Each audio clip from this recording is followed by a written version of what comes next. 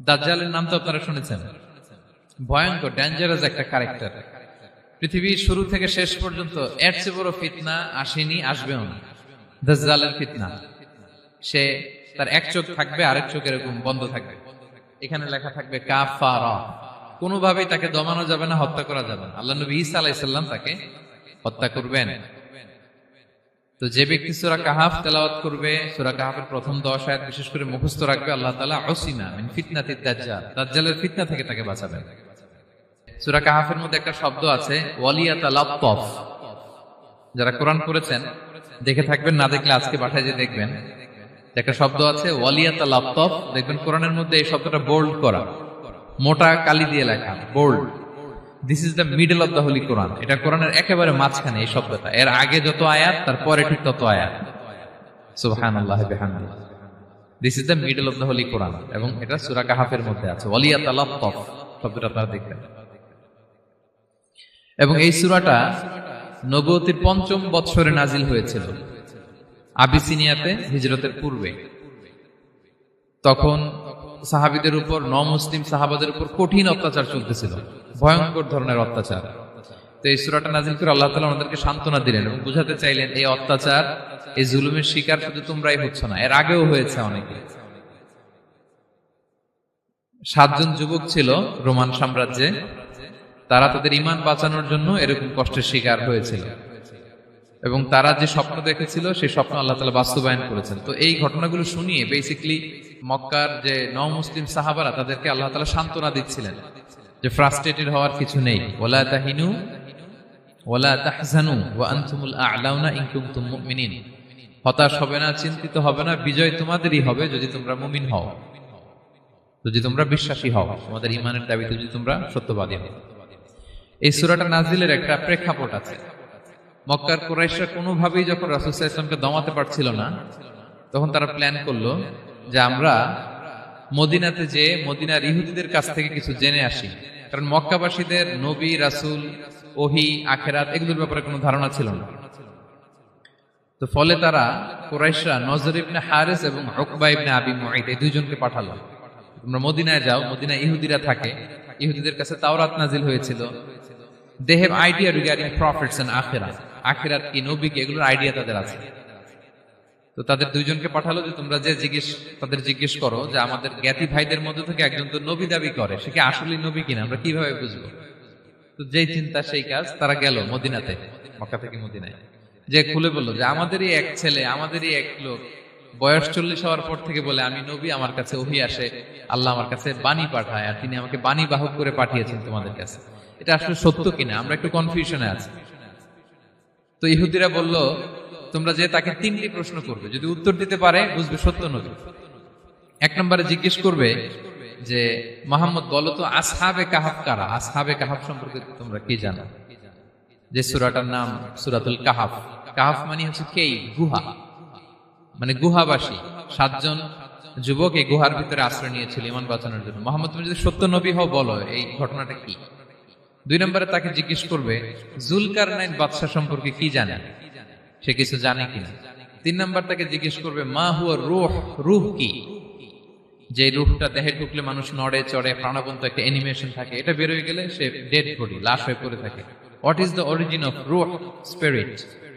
এই 3টা প্রশ্নের উত্তর যদি জানে তাহলে আসলেই সে সত্য নবী।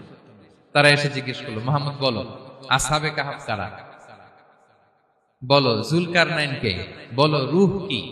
এই 3টা প্রশ্নের উত্তর যদি করতে পারো তাহলে বুঝবে তুমি সত্য নবী। রাসূল সাল্লাল্লাহু আলাইহি ওয়াসাল্লাম বললেন ঠিক আছে যাও, আগামীকাল উত্তর বলে দেব। তিনি ইনশাআল্লাহ বলতে ভুলে গেলেন। রাসূল সাল্লাল্লাহু আলাইহি ওয়াসাল্লামের ধারণা ছিল প্রতিদিনই তো জিবরাইল কোরআনের আয়াত নিয়ে আসে, তো তারই ধারাবাহিকতায় আগামীকাল আসবে, আমি জিজ্ঞেস করে নিব এই 3টা প্রশ্নের উত্তর। তারপরের দিন সবাই এসে হাজির, কিন্তু জিবরাইল আলাইহিস সালাম আসেনি। রাসূল সাল্লাল্লাহু আলাইহি ওয়াসাল্লাম একটু বিব্রতকর পরিস্থিতিতে বললেন। তারা বলল তুমি তো আজকে অ্যাপয়েন্টমেন্ট দিয়েছো, ডেট দিয়েছো, বলো উত্তর বলো। রাসূল সাল্লাল্লাহু আলাইহি ওয়াসাল্লাম বলল আজকে না, আগামীকাল বলে দিলাম। রাসূল সাল্লাল্লাহু আলাইহি ওয়াসাল্লাম ইনশাআল্লাহ কথাটা আর মনে করতে পারতেছেন না। এরপরের দিনও তারা এসে হাজির, কিন্তু রাসূল সাল্লাল্লাহু আলাইহি ওয়াসাল্লাম উত্তর দিতে পারতেছেন না। তারপরের দিন এভাবে পিছাচ্ছেন, রাসূল সাল্লাল্লাহু আলাইহি ওয়াসাল্লাম ডেট দিচ্ছেন না।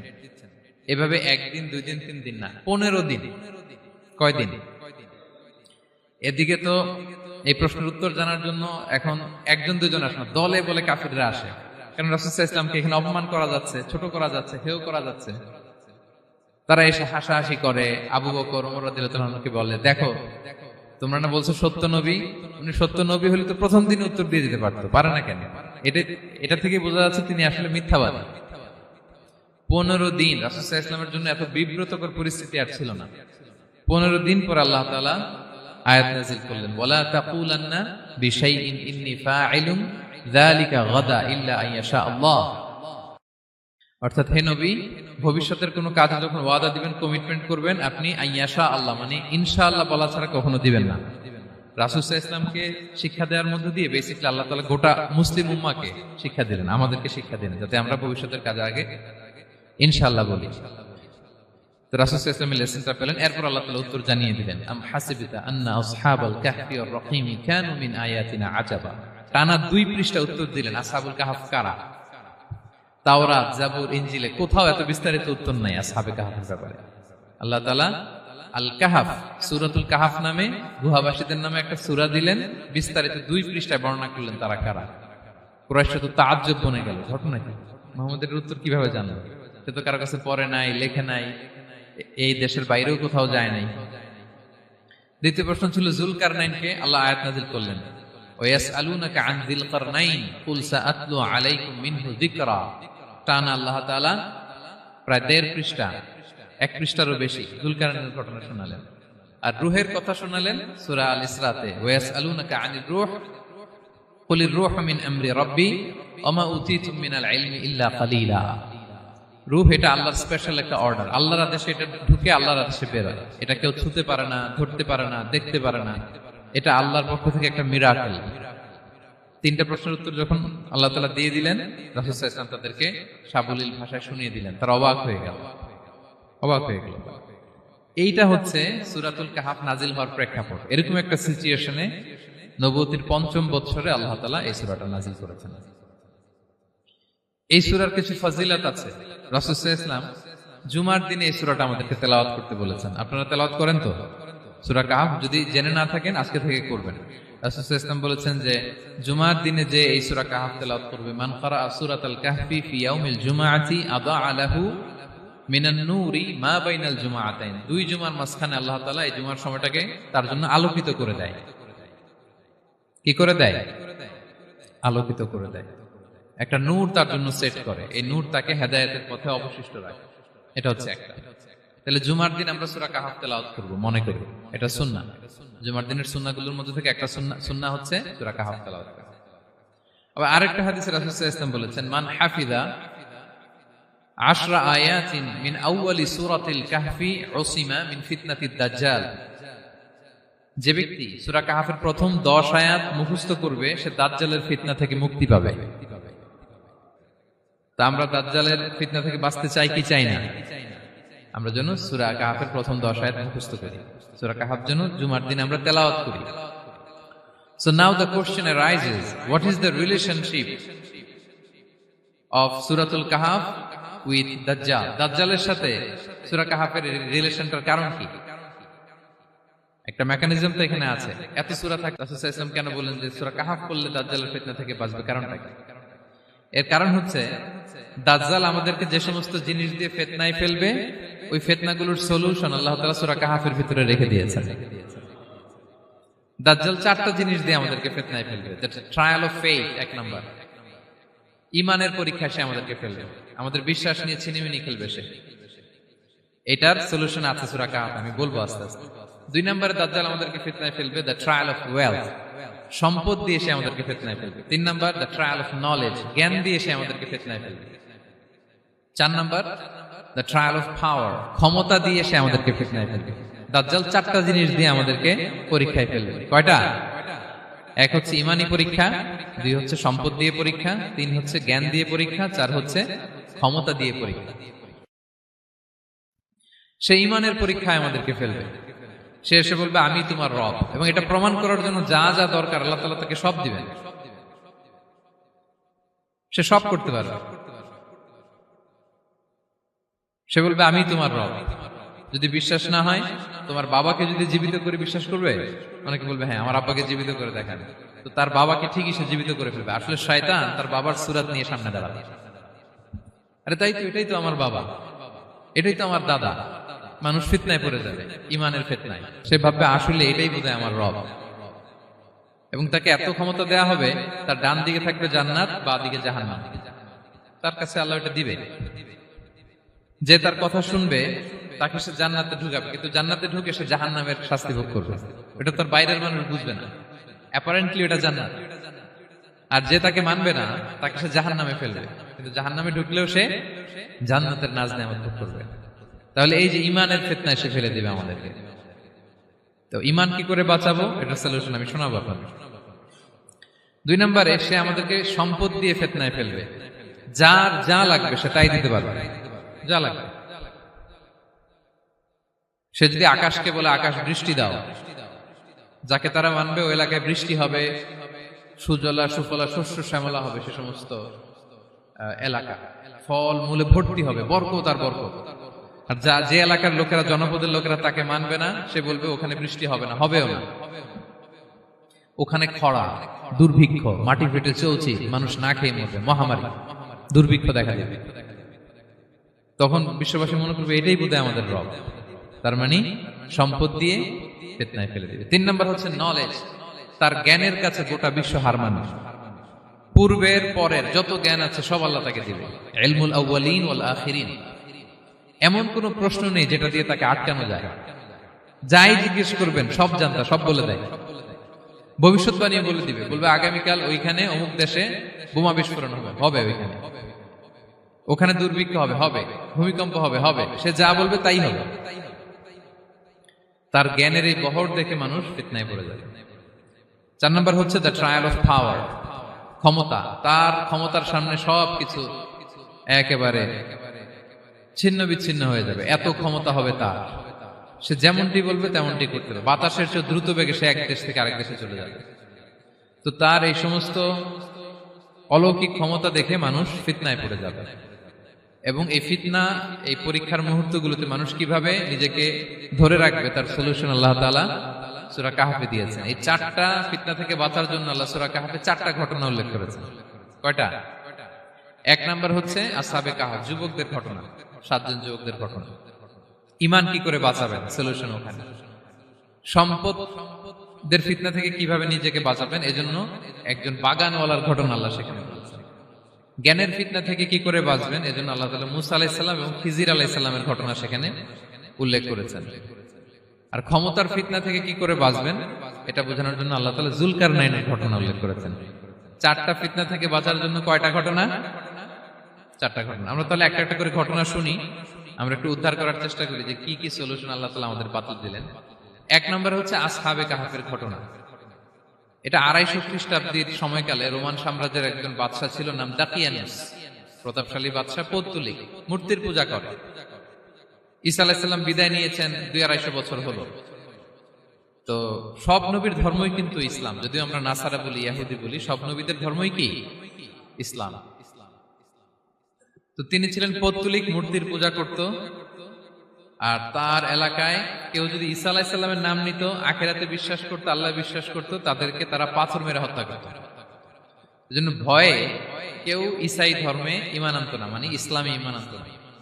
এই রাজার ভয়ে সবাই মূর্তির পূজা করত। কিন্তু 7 জন যুবক ছিল, তারা স্রোতে গা ভাসিয়ে দেয়নি। স্রোতের বিপরীতে তারা ঈমান নিয়ে দাঁড়িয়েছে। তারা ঈসা আলাইহিস সালামের রেখে যাওয়া সত্য ধর্মের উপর ঈমান এনেছিল, আখিরাতে তারা বিশ্বাস করত। তো এই 7 জন যুবকের কথা ছড়াতে ছড়াতে রাজা দাকিয়ানুসের কাছে চলে যায়। উনি তো রেগে মেগে আগুন, ডেকে পাঠালো 7 জনকে। তো তাদেরকে জিজ্ঞেস করলো তোমরা কাকে মানো? বলতেছে এক আল্লাহকে মানি। সাহসী, খুবই সাহসী। বলতেছে তুমি কি জানো তোমরা কার সামনে কথা বলতেছো? আমি তো তোমাদেরকে মৃত্যুদণ্ড দিতে পারি। তারা বলে দেন, কিন্তু আমরা সব বিসর্জন দিলেও ঈমান বিসর্জন দিতে পারবো না। সুবহানাল্লাহ। তিনি বললেন তোমরা যুবক মানুষ, রক্ত গরম, আবেগে কথা বলতেছো, 3 দিন সময় দিলাম, যাও ঈসার নাম ভুলে যাও, আখিরাত ভুলে যাও, আল্লাহর নাম ভুলে যাও। 3 দিন পরে তোমাদেরকে আবার ইন্টারভিউ নেব। ওই দিন যদি একই কথা বলো, পাথর মেরে 7 জনকে দুনিয়া থেকে উড়িয়ে দেবে। তারা চলে গেল। এবার 7 বন্ধু মিলে পরামর্শ করতে লাগলো, কি করতে পারি আমরা, এই গুণে ধরা সমাজকে আমরা কিভাবে বাঁচাবো, এই পৌত্তলিকতার ছোবল থেকে এই ইফসিস নগরীকে বাঁচাবো কি করে। নগরীটার নাম ছিল ইফসিস নগরী। বর্তমানে এটা তুরস্কের ইজমির শহরে অবস্থিত। এখনো জায়গাটা প্রত্নতাত্ত্বিকদের ওই ইয়েতে এটা সংরক্ষিত, এখনো টুরিস্টরা যায়। তো তারা বলল, আমরা ঈমান বিসর্জন দিব না, যদি আমরা ওদের কথা মেনে নিই আমরা তো মুশরিক হয়ে গেলাম, চলো আমরা এক কাজ করি, আমরা এলাকা ছেড়ে দিই। এই 7 যুবক আল্লাহর উপর ভরসা করে তারা বাড়ি ঘর আত্মীয় স্বজন সব ছেড়ে দিয়ে, লোকালয় ছেড়ে দূরে একটা পাহাড়ের ভেতরে আশ্রয় নিল। পাহাড়ের ভেতরে একটা গুহা ছিল, এই গুহা কি আরবিতে বলে আল কাহাফ। কি বলে? এই সূরার নাম কি? সূরাতুল কাহাফ। তো তাদের সাথে সাথে একটা কুকুরও যাচ্ছিল। তারা বারবার তাড়িয়ে দেওয়ার চেষ্টা করতেছিল কুকুরটাকে, যাতে না যায়, কিন্তু কুকুর শুধু কান্না করে তাদের সাথে যাওয়ার জন্য ঘেউ ঘেউ করতেছিল। এই কুকুরটাকেও সাথে নিল। ভালো মানুষদের সাথে থাকলে কি হয় দেখেন, এই কুকুরের কথা, যেহেতু 7 জন ইমানদারের সাথে একটা কুকুর ছিল, এই কুকুরের কথা আল্লাহ সূরাতুল কাহাফে উল্লেখ করে দিয়েছেন। ওয়া কালবুহুম বাসিতুন যিরাআইহি বিল ওয়াসিল। তো তারা ভিতরে গেল, যে প্রচন্ড ক্লান্ত, তারা ঘুমিয়ে পড়ল। কি করলো? এই এক ঘুমে আল্লাহ 309 বছর কাটাই দিলেন। কয়শো 9 বছর? 9 বছর ঘুম, সব ঘুম, প্রচন্ড ঘুম, ঘুম যেন আর কাটে না। 309 বছর পরে এরা জাগলো। এখন খুব ক্ষুধা, ঘুমে আর মোর ভাঙতেছে। আর একজন জিজ্ঞেস করতেছে, কি লম্বা সময় ঘুম দিলাম বোধহয় আমরা? একজন বলতেছে, হ্যাঁ মনে সারাদিনই ঘুমাইছি আমরা। আরেকজন বলতেছে, না না সারাদিন না, দিনের কিছু অংশ হয়তো ঘুমাইছি। আসলে কয় বছর ঘুমাইছে? 309 বছর। তো এদিকে সভ্যতার তো চেঞ্জ। এখানে ওই দাকিয়ানুস মরে, এর ছেলে মরে, এর নাতি মরে, পুতি মরে, এখন 6ষ্ঠ নম্বর রাজা আসছে। প্রজন্মের পর প্রজন্ম তো শেষ। 309 বছরে কমপক্ষে 4-5টা জেনারেশন চেঞ্জ হবে। তো জেনারেশন চেঞ্জ হয়ে, এলাকা চেঞ্জ হয়ে, তারা যে স্বপ্ন দেখেছিল এই ইফসিস নগরীতে কালিমার পতাকা উঠবে, তাদের স্বপ্ন আল্লাহ বাস্তবায়ন করেছেন। 309 বছরের ব্যবধানে এই এলাকার সবাই মুসলিম হয়ে গেছে। আল্লাহ চাইছিলেন ওদেরকে দেখাবে এটা, যে স্বপ্নটা যে বাস্তবায়ন হয়েছে এটা দেখাবে। তো ঘুম থেকে উঠছে, একজনকে তারা বললো যে লুকায় লুকায় চাদর মুড়ি দিয়ে কিছু রুটি নিয়ে আসো বাজার থেকে, যাতে তোমাকে না চিনে। চাদর মুড়ি দিয়ে যাও। কিছু পয়সা ছিল, মুদ্রা দিয়ে দিস। তো সে যে যখন দোকানদারের কাছ থেকে রুটি নিয়েছে আর মুদ্রা দিছে, দোকানদার বলে, এই মুদ্রা কোত্থেকে আসলো? 309 বছর আগে মালয়েশিয়াতে রিঙ্গিট ছিল কিনা জানি না, যেভাবে ওরা ট্রানজাকশন করতে পারে, যেটা ছিল ওইটা যদি এখন কেউ দেয়, রাজধানী বিলাসে খাবার পাওয়া যাবে? হ্যাঁ। তো রুটিওয়ালা বলে, তুমি বর্তমান সময়ের মুদ্রা দাও, এটা দিচ্ছ কেন? বলতেছে, এটা তো বর্তমান সময়ের মুদ্রা। বলতেছে, এই যে মুদ্রার মধ্যে দেখো কোন সালের সিল দেওয়া, এটা তো শত শত বছর আগে। বলতেছে, কি বলে শত বছর আগে? আমি তো আজকে সকালেই বাজার করলাম, ওই বাজার করে যে টাকাগুলো ছিল ওইটাই তো পকেটে। বলতেছে, বলে কি? নিশ্চয়ই তুমি গুপ্তধনের সন্ধান পেয়েছো, হিডেন ট্রেজার। বলো। মানে তার সাথে এদের কথাবার্তা কিছু মিলতেছে না। পরে তাকে ধরে ওই সময়কার রাজার কাছে নিয়ে গেছে। ওই রাজা আবার মুসলিম, সবাই মুসলিম তো হয়। সে যা বলে এরাও কেউ বিশ্বাস করে না, এরাও যা বলে এও বিশ্বাস করে না। আর এলাকা, এর বাড়িঘর আসবে কোত্থেকে? এর নাতি পুতি যা আছে 5-6 পুরুষ তো মরে সবাই কবরে। তখন তার কথা শুনে সবাই অবাক। তো এটা মিলানোর জন্য তারা 309 বছর আগের দাকিয়ানুস বাদশার সরকারি যে নথিপত্র, ওই পুরাতন ছিঁড়া নথিপত্র তারা বের করলো। বের করে দেখে ঠিকই দাকিয়ানুস নামে এক বাদশা ছিল, আর অনেক শত শত বছর আগে মোস্ট ওয়ান্টেড 7 জন যুবক ছিল, যাদের ব্যাপারে এক্সিকিউশনের অর্ডার ছিল। এখন দেখে তারা অবাক। লম্বা ঘটনা আমি শর্ট করে বলতেছি। পরে সবাই মিলে তাকে সহ ওই গুহায় গেল। গুহায় যাওয়ার পরে সে বাকিদেরকে ডাকতে গুহার ভিতরে ঢুকলো। আল্লাহ তাআলা 7 জনকে ওইখানে মৃত্যু দিয়ে দিলেন। চিরকালের জন্য এই 7 জন ঘুমায় পড়লো। আর এলাকাবাসী, রাজা সহ এখানে তারা একটা মসজিদ নির্মাণ করলো। This is the story of আসহাবে কাহাফ। তো এলাকাবাসী যদিও মুসলিম হয়েছিল, কিন্তু আখিরাতের ব্যাপারে তাদের একটা সন্দেহ ছিল, যে আসলে মানুষ মরার পরে কি আবার জীবিত হবে? মৃত্যুবরণ করার পরে আবার মানুষ জীবিত হবে? তাদের মনের মধ্যে একটা সন্দেহ ছিল যে আসলে মারা গেলে মানুষ আবার উঠতে পারে। তাদের এই সন্দেহ দূর করার জন্য আল্লাহ তাআলা এই 7 জনকে 309 বছর ঘুম পাড়িয়ে আবার জীবিত করলেন। সুবহানাল্লাহ বিহামদিহি। তাহলে ঈমান কিভাবে বাঁচাতে হয় এটার প্রেরণা আমরা এই 7 যুবকের কাছ থেকে পাই। এখানে যেটা আমরা শিখি প্রিয় ভাইরা, 1 নম্বর লেসন হচ্ছে আমাদের গুড কোম্পানি লাগবে, রাইটাস পিপল, মানে আমাদের সার্কেলটা ভালো হইতে হবে। তাদের 7 জনের সার্কেলটা খুব ভালো ছিল, ফলে তারা বিপথে যায় না এবং তারা এমন শক্ত সিদ্ধান্ত নিয়েছে যে আল্লাহ তাআলা সেটাতে বরকত দিয়েছেন, গোটা সমাজকে আল্লাহ তাআলা চেঞ্জ করে দিয়েছেন। এটা হচ্ছে 1 নম্বর লেসন। আপনি ঈমান বাঁচাতে হলে আপনার সার্কেল ভালো লাগবে। খুঁজবেন যে এলাকায় যাবেন ওখানে নামাজি সার্কেল কারা আছে, ওখানে জ্ঞানী গুণী সার্কেল কারা আছে, ওখানে ভালো কাজ করতে চায়, একে অপরকে সহযোগিতা করে, কল্যাণের পথের যাত্রী কারা আছে খুঁজতে হবে আপনাকে। খুঁজে ওই সার্কেলে আপনি যুক্ত হবে, তাইলে ঈমান বাঁচানো যাবে। ক্লিয়ার? 2 নাম্বার হচ্ছে conflict between believers and disbelievers it's universal. সত্য মিথ্যার লড়াই এটা চিরন্তন, আজীবন থাকবে। এটা ওনাদেরও ছিল, এখনো আমাদের লড়াই করে যেতে হচ্ছে, আমাদের ভবিষ্যৎ প্রজন্মও করবে। এই লড়াইটা আমরা করে যেতে চাই। কি বলেন? হ্যাঁ, থামা যাবে না? আমরা থামতে আসিনি, আমরা এই লড়াইটা করে যাব, আমরা সত্যের কথা বলেই যাব ইনশাআল্লাহ। বলেন। 3 নাম্বার হচ্ছে যে লেসনটা আমরা পাই, অনেকগুলো লেসন, আমি খুব প্রেসাইজলি বলতেছি। যুবকরা চাইলে একটা সমাজকে পাল্টে দিতে পারে। এই পৃথিবীতে যত বড় বড় বিপ্লব হয়েছে এগুলো যুবকরা এনেছে। তারা হচ্ছে সভ্যতা গড়ার কারিগর। আসহাবে কাহাফ আমাদের এই সময়ের নওজওয়ানদের জন্য প্রেরণা, তারা আমাদের জন্য প্রেরণার বাতিঘর। তারা যেমনি ঈমানকে রক্ষা করেছে, আমাদের যুবকরা চাইলেও তাদের ঈমানি চেতনাতে স্পিরিট দিয়ে সমাজটাকে পাল্টে দিতে পারে। কি বলেন? এখানে বেশিরভাগই তো যুবক। হ্যাঁ, গুড সার্কেলে থাকবেন তো আপনারা? সত্যের পক্ষে সবাই থাকবেন তো? আল্লাহ তাআলা কবুল করুন। আচ্ছা, এবার 2 নাম্বার ছিল সম্পদের ফিতনা, কিভাবে বাঁচবেন। আসহাবে কাহাফের পরে সূরা কাহাফে আল্লাহ তাআলা একজন বাগানওয়ালার ঘটনা বলেছে। 2 জন বন্ধু, একজন একটু গরিব, সে বিশ্বাসী, আরেকজন ধনী, সে অবিশ্বাসী। তাকে আল্লাহ তাআলা বিশাল বড় খেজুরের বাগান আর আঙ্গুরের বাগান দিয়েছেন, বিশাল বড়, অনেক বড় বিজনেস ম্যাগনেট। তো এই সম্পদের অহংকার সে করত।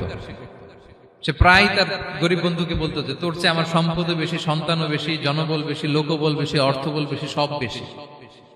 অহংকারে তার পা মাটিতে পড়তো না। আর সে আখিরাতে অবিশ্বাস করত এবং সে বলতো যে এই সম্পদ আমারে বাঁচাবে, চিরকাল আমাকে স্মরণীয় করে রাখবে, এই সম্পদ কোনোদিন যাবে না।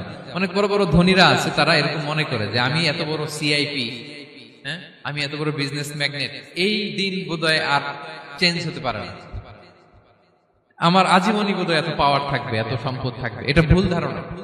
এটা কি ভুল ধারণা?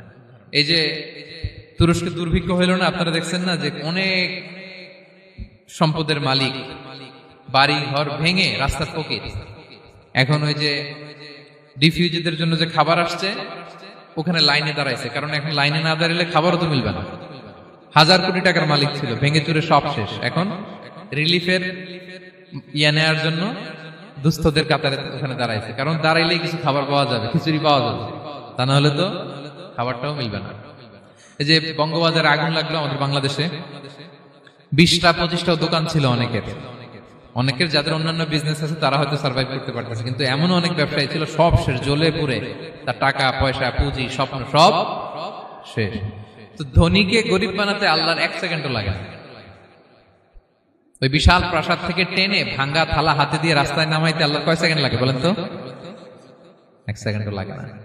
সো এই লেসনটা কিন্তু আমাদের নিতে হবে। এবং ওই ব্যক্তির নসিবে তাই ঘটেছিল।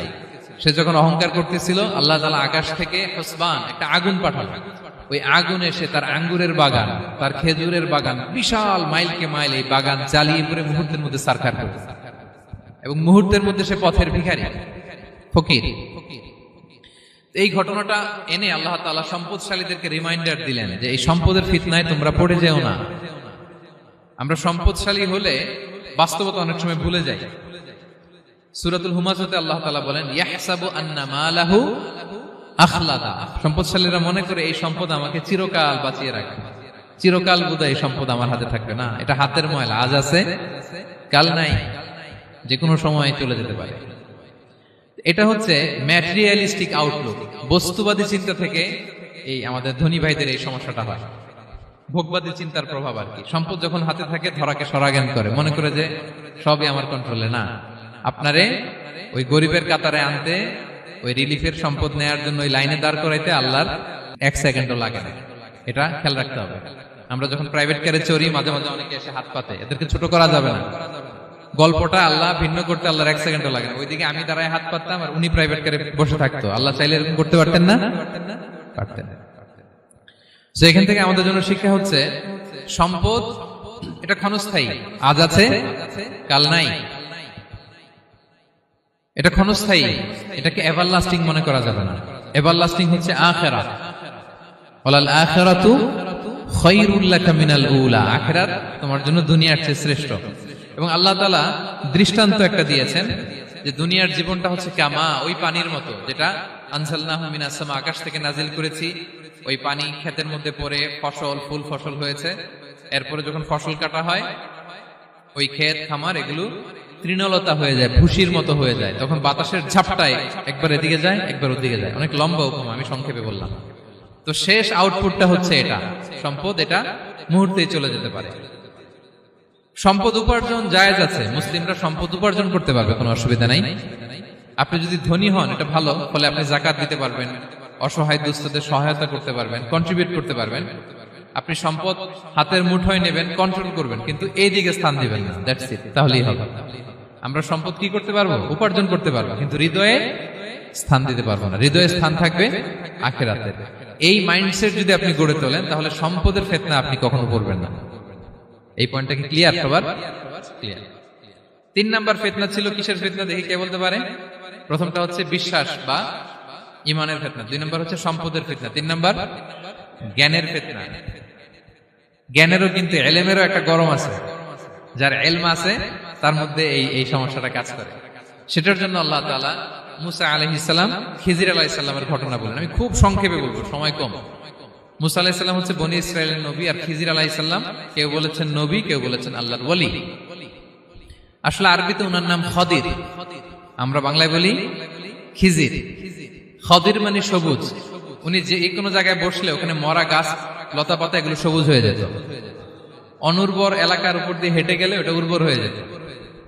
তো মুসা আলাইহিস সালাম একবার ওয়াজ করতেছেন এইভাবে বনি ইসরাইলের সামনে, খুতবা দিচ্ছেন। হঠাৎ এক লোক দাঁড়ায় বলে, ইয়া নবী আল্লাহ, মান আ'লামু ফিল আরদ, বর্তমান পৃথিবীতে সবচেয়ে জ্ঞানী কে? মুসা আলাইহিস সালাম বলেন, ফাকালা আনা, আমি। কি বললেন? উনি আসলে ভুল কিছু বলেন নাই, কারণ প্রত্যেক জামানার নবীকেই আল্লাহ তাআলা সবচেয়ে বেশি জ্ঞান দিয়ে পাঠান, কারণ তার কাছে ওহীর জ্ঞান আসে, অদৃশ্যের খবর আসে, ইলমুল গায়ব আসে। কিন্তু এই উত্তরটা আল্লাহ তাআলার পছন্দ হয় না। আল্লাহ তাআলা চাচ্ছিলেন মুসা যদি বলতো আল্লাহ তাআলাই জানে কে জ্ঞানী বা আল্লাহই সবচেয়ে জ্ঞানী, এরকম হলে ভালো হতো। কিন্তু মুসা আলাইহিস সালাম কি বলছে? আমি। এখন প্রশ্ন করলো সবচেয়ে বড় জ্ঞানী কে? উনি কি বললেন? আমি। এই যে আমি এটাতে ঝামেলা আছে। আমি বড়, আমি জানি, আমি সব, দিস ইজ প্রবলেমেটিক। আল্লাহ এটা পছন্দ করলেন না। আল্লাহ তাআলা মুসা আলাইহিস সালামকে বললেন, মুসা তুমি যে বলছো তুমি জ্ঞানী, না তুমি জ্ঞানী না, তোমার চেয়ে বড় জ্ঞানী আছে। মুসা আলাইহিস সালাম বলে, তাই নাকি? আমার চেয়ে বড় জ্ঞানী কে? তো আল্লাহ তাআলা বললেন, ইযহাব ইলা মাজমাইল বাহরাইন, 2 সাগর বা 2 নদীর মিলনস্থলে যাও, ওখানে আমার এক বান্দা আছে তোমার চেয়েও জ্ঞানী। মুসা আলাইহিস সালাম বললেন, তাই নাকি? তো আল্লাহ, আমি কিভাবে চিনব উনি কোথায় থাকে, কিভাবে বুঝবো? আল্লাহ বললেন, একটা বড় মাছ নাও, এটাকে ফ্রাই করো, এটাকে ফ্রাই করে একটা ঝুড়ির ভেতরে নাও, যেখানে এই মাছটা সাগরে ঢুকে যাবে ওখানে আমার বান্দাকে পাবে। তো উনি ওনার সহযোগী ইউশা ইবনে নুনকে নিয়ে হাঁটতে লাগলেন। হাঁটতে হাঁটতে এক জায়গায় ক্লান্ত হয়ে পাথরের পাশে বিশ্রাম নিলেন। ওই পাথর থেকে আবার এক ধরনের পানি বের হয়, এই পানিটারে বলে আবে হায়াতের পানি, মাউল হায়াত, জীবন নদীর পানি। এই পানি কোনো মৃত প্রাণী বা বস্তুর গায়ে লাগলে ওটা জীবিত হয়ে যায়। তো ওনারা পাথরে হেলান দিয়ে বিশ্রাম নিচ্ছিলেন। ওই পানি ওই ফ্রাই করা মাছের গায়ে লাগার সাথে সাথে মাছ জীবিত হয়ে ঝুড়ি থেকে বের হয়ে সাগরে ঢুকে গেছে।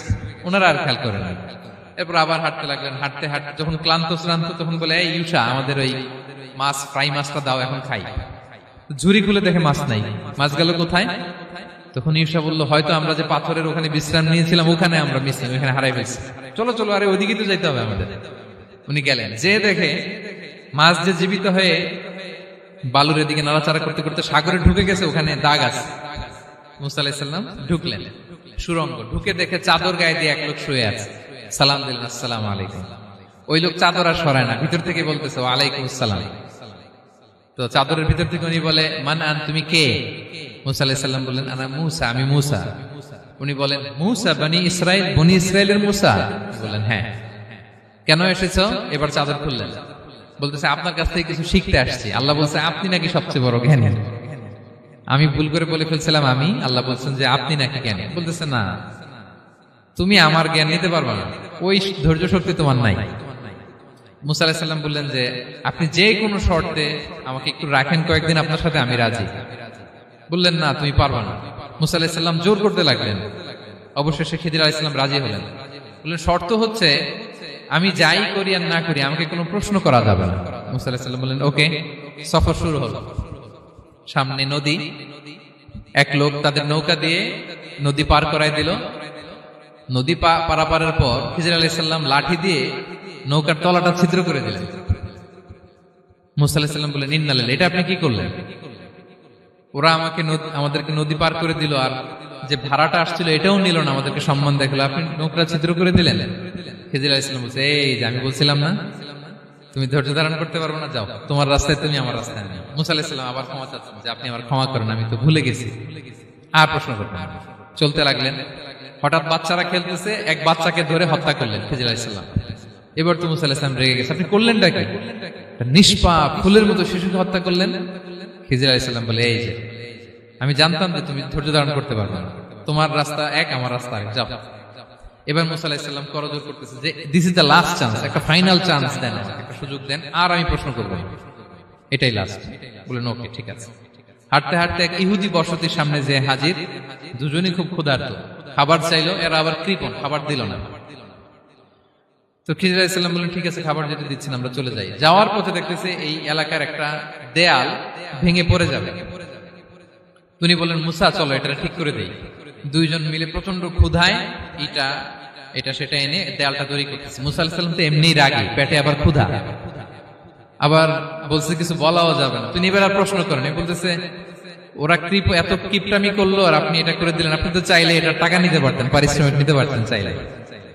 এই কথা বলার পর খিজির আলাইহিস সালাম বললেন হাযা ফিরাকু বাইনি ওয়া বাইনি, এখানেই তোমার আর আমার সেপারেশন, আর সামনে আগানো যাবে না, তোমার কোনো ধৈর্যই নেই। তো এতটুকু তোমাকে আমি বলি যে আমি একটাও আল্লাহর আদেশ ছাড়া করি নাই, আল্লাহর আদেশে আমি করেছি। কি?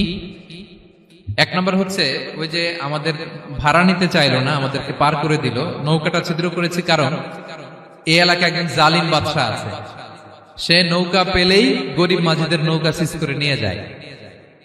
তো এটাকে যখন তলায় ছিদ্র করে দিছি, রাজার লোকেরা এসে দেখবে যে এটা তলা ছিদ্র, পানি ঢুকতেছে, এটা নিবে না, ওরা পরে সামহাও এটা রিপেয়ার করে চালাইতে পারবে। মুসা আলাইহিস সালাম বলে সুবহানাল্লাহ, তাই তো, এটা তো আমি বুঝতে পারি নাই। আর ওই ছোট শিশুটাকে হত্যা করছি, ও অনেক বড় জালিম হবে এলাকা, তার ফিতনায় এলাকাবাসী তটস্থ থাকবে, সে তার মা বাবাকেও জাহান্নামে নেবে। এজন্য আল্লাহ তাআলা আদেশ দিয়েছেন আমাকে, আল্লাহর আদেশে আমি তাকে হত্যা করেছি। মুসা আলাইহিস সালাম বললেন তাই তো, এটা তো অনেক ভালো কাজ করছেন। তাইলে তো বলতেছে তাহলে ওইটা বলেন, খাবারও দিল না, এত কৃপণ, এদের দেয়াল কেন ঠিক করতে গেলেন আপনি? তখন তিনি বললেন যে আসলে এটা একটা ইয়াতিমদের ঘর ছিল, দুইটা ইয়াতিম শিশু, তাদের বাবা মা খুব ভালো ছিল, আর এই দেয়ালের নিচে আছে গুপ্তধন, এই দেয়ালটা পড়ে যাবে, এই গুপ্তধন তারা ছোট মানুষ নিতে পারবে না, এলাকাবাসী তাদেরকে বঞ্চিত করে নিয়ে যাবে। আমি দেয়াল গড়ে দিলাম যাতে করে তারা যখন প্রাপ্তবয়স্ক হয় নিজেদের সম্পদ নিজেরা বুঝে নিতে পারে। সুবহানাল্লাহ বিহামদিহি। মুসা আলাইহিস সালাম বলে তাই তো, এগুলো তো আমি বুঝতে পারি নাই। তো এই ছিল খুব সংক্ষিপ্ত পরিসরে মুসা আলাইহিস সালাম খিজির আলাইহিস সালামের ঘটনা। তো রাসূল সাল্লাল্লাহু আলাইহি ওয়াসাল্লাম বুখারীতে একটা চমৎকার কথা বলেছেন, তিনি বলেছিলেন ওয়াদিদনা আন্না মুসা সাবার হাত্তা ইউকাসসা আলাইনা মিন আমরিহিমা। রাসূল সাল্লাল্লাহু আলাইহি ওয়াসাল্লাম বলেছিলেন ইস, আমার ভাই মুসা যদি আরেকটু ধৈর্য ধরতো তাহলে আরো কিছু অজানা তথ্য আমরা জানতে পারতাম। এখান থেকে, এই ঘটনা থেকে আমরা কি শিখলাম? প্রথম যেটা আমরা শিখলাম, জ্ঞান নিয়ে বড়াই করতে নেই, ঠিক কিনা?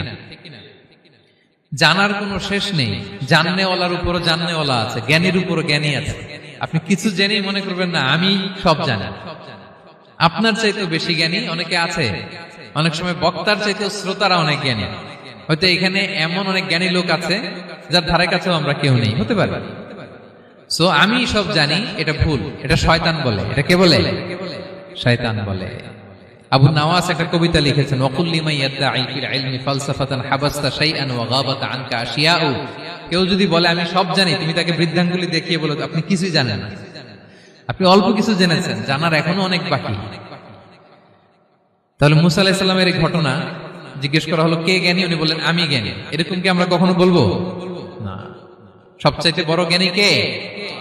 ওয়া ফাওকা কুল্লি যী ইলমিন আলিম, সবচাইতে বড় জ্ঞানী আল্লাহ তাআলা। সো জ্ঞান নিয়ে আমরা অহংকার করব না। 2 নম্বর যে শিক্ষাটা আমরা পাই, ওই যে নৌকা দিয়ে পারাপার হচ্ছিল, তখন একটা চড়ুই পাখি এসে সাগরের মধ্যে মুখ দিয়েছিল। তো খিজির আলাইহিস সালাম বললেন, মুসা তুমি কি চড়ুই পাখিটা দেখতে পাচ্ছ? হ্যাঁ দেখতে পাচ্ছি। চড়ুই পাখিটা যে সাগরে মুখ দিয়ে দেখতে পাচ্ছ? হ্যাঁ দেখতে পাচ্ছি। তখন খিজির আলাইহিস সালাম বললেন, চড়ুই পাখিটা সাগরে মুখ দিয়ে পানি খাওয়ার পরে চড়ুই পাখির ঠোঁটে বা চঞ্চুতে যতটুকু পানি লেগে আছে, এই পানিটা হচ্ছে তোমার আমার এবং মহাবিশ্বের আমাদের সকলের জ্ঞান, আর এই মহাসাগরের সকল পানি হচ্ছে আল্লাহ তাআলার জ্ঞান।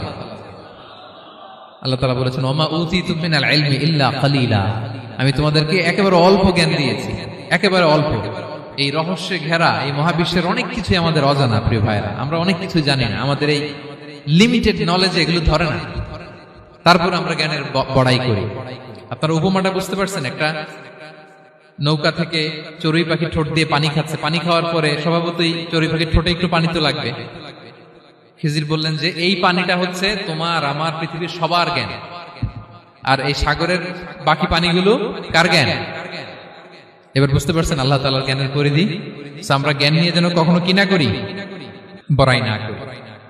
জ্ঞান 2 ধরনের, একটা বাহ্যিক জ্ঞান, একটা অন্তর্নিহিত জ্ঞান। External knowledge, internal knowledge. আমরা যখন কোরআন হাদিস পড়ি আমাদের বাহ্যিক জ্ঞান অর্জন হয়। কোরআন হাদিস পড়লেই আপনি জ্ঞানী হয়ে যান। এটা কোরআন হাদিস পড়তে হয়, এটা ডাইজেস্ট করতে হয়, এটার উপর আমল করতে হয়। এই জ্ঞান অর্জন শেষে এরপরে আল্লাহর প্রিয় বান্দাদেরকে আল্লাহ অন্তরে ইলমের নূর দেন, ইলহাম দেন। That is the knowledge, that is the pure knowledge. আপনি হাফেজের কোরআন হয়ে ভাবেন না আপনি সব জানেন, আপনি বুখারী মুখস্থ করে ভাবেন না সব জানেন। এই সব জ্ঞান অর্জন করার পরে ইলমের নূর হাসিল হয়, সেটা আল্লাহ সবারে দেয় না। সো এই অন্তর্নিহিত জ্ঞান, দূরদৃষ্টি, farsightedness, that is the pure knowledge. এটার জন্য বছরের পর বছর, যুগের পর যুগ সাধনা করতে হয়। সেটার জন্য এই জ্ঞান অর্জনের জন্য 3টা জিনিস করতে হয় ইলমের নূর অর্জনের জন্য। কয়টা? 1 হচ্ছে বিনয়, 2 হচ্ছে সফর, 3 হচ্ছে সবর। আবার বলি, 1 হচ্ছে বিনয়, 2 হচ্ছে সফর, 3 হচ্ছে সবর। আল্লাহ তাআলা আল্লাহর নবীকে তাওরাত দেওয়ার পরেও আরো ট্রেনিং সেশন করাইছেন খিজির আলাইহিস সালামের কাছে। যাও ওনার কাছে গেলে তুমি ছোট হবা, নত হবা। জ্ঞান যদি আমি নিতে চাই আমাকে ছোট হইতে হবে। ধরেন একটা গ্লাস থেকে একটা খালি গ্লাসে পানি ঢালবো, তো যেটাতে নেওয়া হবে এটা উপরে থাকলে হবে? যেই গ্লাসটার মধ্যে পানি আছে এটা উপরে থাকবে, ওইটা ব্ল্যাঙ্ক গ্লাসের মধ্যে পড়বে। আপনি নলেজ ইলম নিতে চাইলে আপনাকে নিচে থাকতে হবে, উনি উপরে থাকবে। আপনার শায়েখ আপনাকে দিবে, আপনার উস্তাদ আপনাকে দিবে, আপনার মুর্শিদ আপনাকে দিবে। বুঝতে পেরেছেন? তাহলে আমাদেরকে হাম্বলনেস লাগবে। শিখতে হইলে হাম্বল হইতে হয়, বিনয়ী হইতে হয়। আচ্ছা, 2 নাম্বার সফর করতে হয়। এটা আল্লাহ মুসা আলাইহিস সালামকে দিয়ে করাইছেন, যাও পিছে পিছে উস্তাদের পিছে পিছে ঘুরো। তো এজন্য সফর করতে হয়। এখন ঘরে বসে অনেক কিছু জানা গেল, উস্তাদের সান্নিধ্য লাগে, সফর করতে হয়। আমাদের ক্লাসিক আলেমরা হাদিস কালেকশনের জন্য শহরকে শহর সফর করতেন। এখনো আমাদের আলেমরা দেওবন্দে যায়, মিশরে যায়, মদিনায় যায়। এখানকার মালয়েশিয়ান স্টুডেন্টরাও দেশে বিদেশে যে নলেজ অর্জন করে। সফর আপনাকে লাগবে। তাহলে বিনয়, সফর, 3 নম্বরে কি? সবর। ধৈর্যশীল হইতে হবে। দেখেন মুসা আলাইহিস সালাম বারবার প্রশ্ন করে ফেলতেছেন, বারবার ওয়াদা ভঙ্গ করতেছেন। এরকম করলে হবে না, ধৈর্য লাগবে। ধৈর্যের বলে বলিয়ান হলে তখনই আপনার মধ্যে ইলম আসবে। তাহলে জ্ঞানের ফিতনায় পড়ার আর আমাদের কোনো সম্ভাবনা আছে? আমরা বিনয়ী হব, আমরা জ্ঞান আল্লাহর দিকে ফিরাই দেব। আমরা বলবো উনি সবচেয়ে ভালো জানেন। পারা যাবে তো ইনশাআল্লাহ? আচ্ছা, আমি একেবারে শেষ পর্যায়ে চলে আসছি, 2 মিনিটের মধ্যে শেষ করে দিচ্ছি। 3 নাম্বার ছিল কিসের ফিতনা? 4 নাম্বার ক্ষমতার ফিতনা। এই ফিতনা থেকে বাঁচার জন্য সর্বশেষ আল্লাহ তাআলা যুলকারনাইনের ঘটনা বলেছেন। অনেক বড় বাদশা ছিলেন, পৃথিবীতে 4 জন বাদশা গোটা বিশ্ব শাসন করেছেন। 2 জন কাফির, 2 জন মুমিন। কাফির একজন হচ্ছে নমরুদ, যিনি ইব্রাহিম আলাইহিস সালামকে আগুনে ফেলেছিলেন। আরেকজন হচ্ছে বখতে নাসার, যাকে ইংরেজিতে বলে নেবুচারনেজার দ্য সেকেন্ড, দ্বিতীয় নেবুচারনেজার। তারা কোনো নির্দিষ্ট এরিয়ার বাউন্ডারির বাদশা না, গোটা বিশ্বের বাদশা ছিলেন। এই 2 জন কাফির। আর 2 জন বাদশা ছিলেন গোটা বিশ্বকে শাসন করেছেন, তারা ছিলেন মুমিন। একজন হচ্ছে সুলাইমান আলাইহিস সালাম, আল্লাহর নবী। আরেকজন হচ্ছে যুলকারনাইন, গোটা বিশ্ব শাসন করেছেন, প্রাচ্য থেকে পাশ্চাত্য সব জায়গায় তিনি গিয়েছেন, ইসলামের বাণী প্রচার করেছেন, জালিমদেরকে শায়েস্তা করেছেন। তো এরকম দিক বিদিক তিনি জয় করতেছিলেন। অনেকে জুলকারনাইনকে আলেকজান্ডার দ্য গ্রেটের সাথে গুলিয়ে ফেলে না। ম্যাসিডোনিয়াতে যে আলেকজান্ডার দ্য গ্রেট ছিল, উনি আর জুলকারনাইন এক নন। জুলকারনাইন হচ্ছে আল্লাহ তাআলার প্রিয় একজন বান্দা, অনেক বড় সাহসী বীর পুরুষ ছিলেন, গোটা বিশ্বে ইসলাম প্রচার করেছেন। করতে করতে করতে করতে অনেক বড় ঘটনা, আমি সব শেষের ঘটনাটা বলি। উনি জর্জিয়া, বর্তমান যে জর্জিয়ার তিবলিসি এরিয়া, এখানে এসে একটা এলাকার সন্ধান পেলেন, যারা ওনাকে এসে বলল যে এখানে একটা জঙ্গলি গ্রুপ আছে যাদের নাম ইয়াজুজ মাজুজ, তারা এসে আমাদের উপর হামলা করে। হে জুলকারনাইন, আমরা আপনাকে ট্যাক্স কালেক্ট করে দিচ্ছি, আপনি তাদের মাঝে আর আমাদের মাঝে একটা প্রাচীর তৈরি করে দেন। আপনারা ইয়াজুজ মাজুজের নাম শুনেছেন না? ইংরেজিতে বলে গগ ম্যাগগ। নূহ আলাইহিস সালামের 4 সন্তান ছিল, হাম, সাম, ইয়াফাস, কানাআন। এই ইয়াফাসের বংশধর হচ্ছে ইয়াজুজ মাজুজ, জঙ্গলি, হাজার হাজার শুধু বংশ বিস্তার করে। তারা এসে লোকালয়ে মানুষের উপর আক্রমণ করে, তাদের গবাদি পশু এগুলো ছিনিয়ে নেয়, ফলমূল খেয়ে ফেলে। তো জুলকারনাইন বাদশার কাছে যখন বিচার দেওয়া হলো, উনি বললেন ঠিক আছে, তোমাদের ট্যাক্স দেয়া লাগবে না, তোমরা শারীরিক পরিশ্রম করে আমাকে সাহায্য করো। তো উনি বর্তমানে হচ্ছে এক পাশে কৃষ্ণ সাগর, ব্ল্যাক সি, আরেকদিকে কাস্পিয়ান হ্রদ বা কাস্পিয়ান সাগর, এর মাঝখানে 1200 কিলোমিটার লম্বা মাউন্টেন রেঞ্জ, পাহাড়ি এরিয়া, আপনারা গুগলে দেখবেন। এইখানে 2 পাহাড়ের মাঝখানে ফাঁকা জায়গায় তিনি বড় বড় লোহার পাত প্রথিত করলেন, গেড়ে দিলেন। এরপরে তামা, সীসা গালিয়ে বিশাল একটা ওয়াল তৈরি করলেন। এটা জুলকারনাইন উনার বানানো ওয়াল বা ড্যাম, প্রাচীর। এখন আর ইয়াজুজ মাজুজ আসতে পারে না, ওরা আর আসতে পারে না। ওরা প্রতিদিন এটা ভাঙার চেষ্টা করে, কিন্তু ভাঙতে ভাঙতে আরেকটু ভাঙলেই ভেঙে যাবে। ওরা বলে আগামীকাল ভেঙে ফেলবে, ইনশাল্লাহ বলতে ভুলে যায়।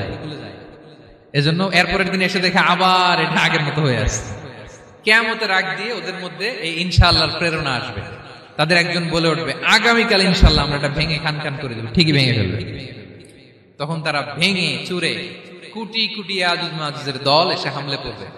সামনে পড়বে তাবারিয়া সাগর, একদল এসে তাবারিয়া সাগর এমন ভাবে খাবে, এই দল যাওয়ার পরে আরেক দল এসে এখানে যে সাগরে যে পানি ছিল এটা কল্পনাই করতে পারবে না। তারা পৃথিবীতে ফিতনা ফাসাদ করবে। ঈসা আলাইহিস সালাম তখন আসবেন, দোয়া করবে আল্লাহ তাআলার কাছে মুমিনরা, একটা মহামারী দিবে আল্লাহ তাআলা ইয়াজুজ মাজুজের মধ্যে, ওরা মরে যাবে সব। এরপর বিশাল এক পাখি এসে তাদেরকে আল্লাহর মর্জি মাফিক এমন এক জায়গায় ফেলে আসবে, কেউ জানবে না। তো তারা যে পচে গলে মাটির সাথে মিশেছিল, এই গলিত লাশ থেকে মাটি খুব উর্বর হয়ে যাবে। এরপর আল্লাহ তাআলা পৃথিবীর মধ্যে বারাকা দিবেন, কিছু রোপণ করলে তাড়াতাড়ি ফুলে ফেপে বড় বড় ফলমূল হচ্ছে। তো এটা কিয়ামতের আলামতের অন্য কোনো আলোচনায় হয়তো আমরা বলবো। তো জুলকারনাইন তিনি বিশাল এখানে প্রাচীর তৈরি করে দিয়েছিলেন, এবং প্রাচীর তৈরি করে দিয়ে তাদেরকে বলেছিলেন যে যতদিন আল্লাহ তাআলা চাইবেন এটা থাকবে, এবং যেদিন আল্লাহ তাআলার আদেশ আসবে এটা ভেঙে খান খান হয়ে যাবে। তার মানে দেখেন, এত পাওয়ারফুল, এত শক্তিশালী, এত ক্ষমতাধর হওয়ার পরেও তিনি তার ক্ষমতাকে কার দিকে ফিরিয়ে দিয়েছেন? যে আল্লাহ যতদিন চাইবে এই প্রাচীর টিকে থাকবে, যেদিনই আল্লাহ তাআলার আদেশ আসবে এই প্রাচীর ভেঙে খান খান হয়ে যাবে। সো আমরা ক্ষমতার দেখা পেলে, চেয়ার একটা পেলে, আমরা যেন জালিম হয়ে না উঠি, এটা হচ্ছে এখান থেকে শিক্ষা। আমরা যেন জুলুম না করি। উনি সম্পদের মালিক ছিলেন, ক্ষমতার মালিক ছিলেন, কিন্তু উনি যে আল্লাহর বান্দা এটা ভুলে যান নাই।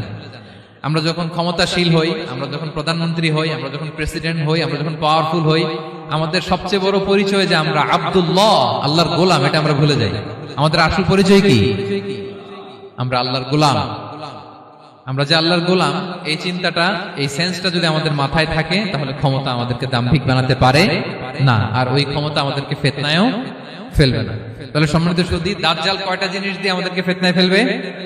4টা। দ্য ট্রায়াল অফ ফেইথ, ইমানের পরীক্ষা; দ্য ট্রায়াল অফ ওয়েলথ, সম্পদ দিয়ে পরীক্ষা; দ্য ট্রায়াল অফ নলেজ, জ্ঞানের পরীক্ষা; দ্য ট্রায়াল অফ পাওয়ার, ক্ষমতার পরীক্ষা।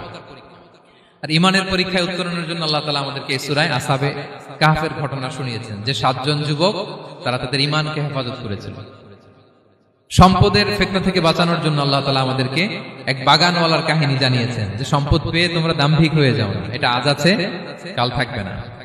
জ্ঞানের পরীক্ষা থেকে আমাদের মুক্তির জন্য আল্লাহ তাআলা অনেক বড় করে আল্লাহ নবী মুসা আলাইহিস সালাম এবং খিজির আলাইহিস সালামের ঘটনা শুনিয়েছেন, আমাদের বুঝিয়েছেন যে আমাদেরকে বিনয়ী হতে হবে, জ্ঞানের জন্য সফর করতে হবে এবং সবর করতে হবে। সব শেষে আল্লাহ তাআলা ক্ষমতার ফিতনা থেকে বাঁচানোর জন্য ক্ষমতাধর, আমরা তো একটা দেশের মালিক হই এখন, অমুক দেশের প্রেসিডেন্ট, অমুক দেশের প্রধানমন্ত্রী, উনি গোটা বিশ্বের প্রতাপশালী রাজা ছিলেন জুলকারনাইন। তারপরেও উনি যে আব্দুল্লাহ, উনি যে আল্লাহর গোলাম, এটা তিনি ভুলে যাননি। তাহলে এইভাবে যদি আমরা এই ফিতনাগুলো থেকে বাঁচার চেষ্টা করি, তাহলে এই ফিতনা থেকে আমরা বেঁচে থাকতে পারবো। এবং দাজ্জাল যদি এই মুহূর্তেও আসে, সে আমাদেরকে বিভ্রান্ত করতে পারবে না। পারবে? পারবে না ইনশাআল্লাহ। ইনশাআল্লাহ বলেন। আর ভবিষ্যতের সব কাজের আগে আমরা সবসময় কি বলবো? মনে থাকবে সবার? আল্লাহ তাআলা আমাদের সবাইকে কথাগুলো বোঝার ও আমল করার তৌফিক দান করুক। হাদা মা ইনদি ওয়াল ইলমু ইনদাল্লাহ আলাইহি তাওয়াক্কালতু ওয়া ইলাইহি উনীব।